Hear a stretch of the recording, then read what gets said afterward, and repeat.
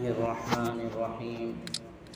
شروع اللہ کے نام سے جو سب پر مہربان ہے، بہت مہربان ہے۔ سورہ بقرہ کے 12ویں رکوع کے شروع سے ہی یہودیوں کے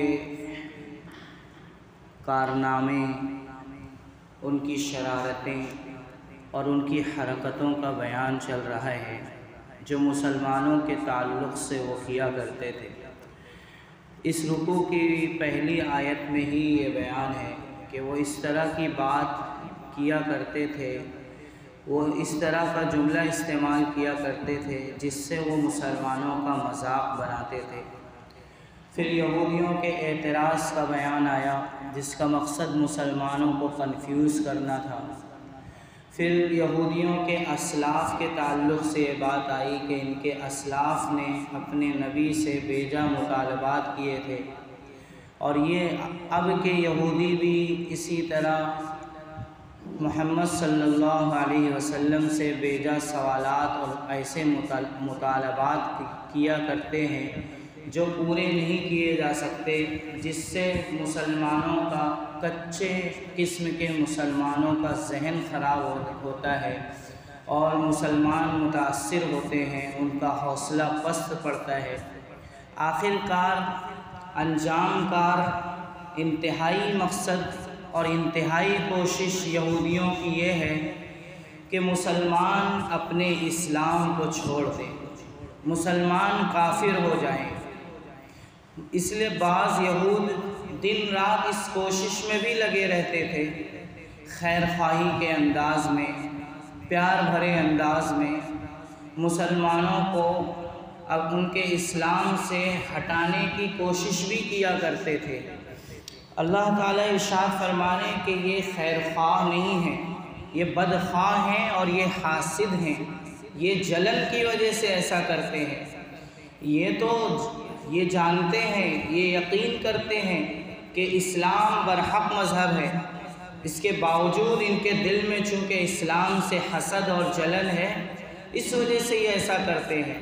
اور مسلمانوں کو تنبیہ کی گئی ہے، اب کے اس دور کے مسلمانوں کو بھی یہ تنبیہ ہے یہ بات سنا کر کہ یہودی آج بھی اسی طرح کر رہے ہیں اور کرتے رہیں گے، اس لیے ان کی چالوں سے اور ان کی سازشوں سے باخبر ہو کر ان کے مکر و فریب سے بچنے کی کوشش کرتے رہنا۔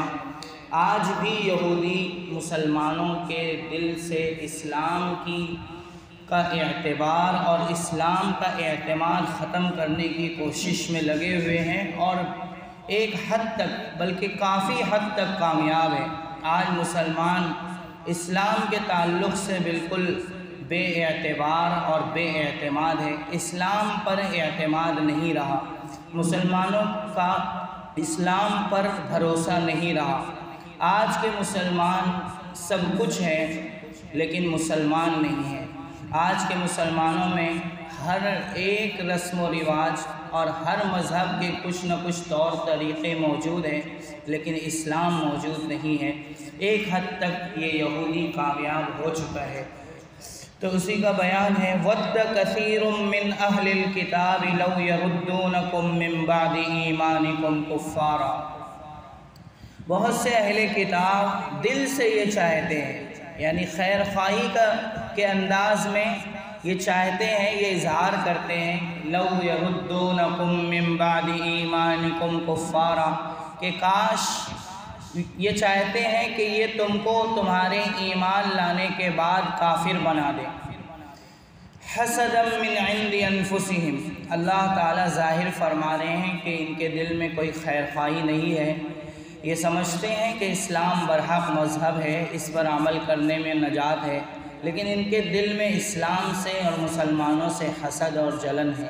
حسدًا من عند انفسہم، اس حسد اور جلن کی بنا پر جو ان کے دل میں ہے، من بعد ما تبین لهم الحق، بعد اس کے یعنی اس بات کے جاننے کے بعد کہ ان کا مذہب برحق ہے، ان کے لیے حق واضح ہو چکا ہے، اس بات کو جاننے کے بعد کہ اسلام حق ہے، پھر بھی جلن کی وجہ سے مسلمانوں کو ان کے اسلام سے پھیرنا چاہتے ہیں۔ اور مسلمانوں کو مرتد بنانا چاہتے ہیں۔ جب یہ بات اللہ تعالیٰ نے ظاہر فرمائی کہ یہ یہودی خیر خواہ نہیں ہیں بلکہ بدخواہ ہیں اور حاسد ہیں، جلن رکھتے ہیں مسلمانوں سے اور اسلام سے، تو دل میں مسلمانوں کے ان کے تعلق سے ایک غصہ پیدا ہوگا۔ تو اللہ تعالیٰ ارشاد فرماتے فاعفو، انہیں معاف کرو، واصفحوا، ان سے درگزر کرو۔ ابھی ان سے نمٹنے کا وقت نہیں آیا۔ جس وقت یہ آیت اتری تھی جہاد کا حکم نہیں آیا تھا، یہودیوں کے شر کو، ان کے فساد کو ختم کرنے کا وقت نہیں آیا تھا، لیکن اللہ تعالیٰ وعدہ فرما رہے حتیٰ یأتی اللہ بامری، وقت آئے گا اللہ اپنا حکم لے آئیں گے۔ وقت آیا، جہاد کا حکم اللہ نے دیا، بنو نذیر یہودیوں کا ایک قبیلہ، اس کو جلا وطن کیا گیا، بہت سے یہودیوں کو قتل کیا گیا جو مسلمانوں کے قتل کے در پہ تھے، جو اللہ کے نبی کے قتل کے در پہ تھے۔ حتیٰ یأتی اللہ بامری، یہاں تک کہ اللہ اپنا حکم لے آئیں۔ ان اللہ علی کل شیء قدیر، بلا شبہ اللہ سب کچھ کر سکتے ہیں۔ اللہ تعالیٰ ہم سب کو یہودیوں کی چالوں سے، ان کے مکر و فریب سے، ان کی سازش اور پروپیگنڈے سے میری اور پورے معاشرے کی اور پوری امت کی حفاظت فرمائے۔ سبحان اللہ و بحمدہ، سبحانک اللہم و بحمدک، نشہد ان لا الہ الا انت، نستغفرک و نتوب الیک۔ سبحان ربک رب العزت عما یصفون، وسلام علی المرسلین، والحمد للہ رب العالمین۔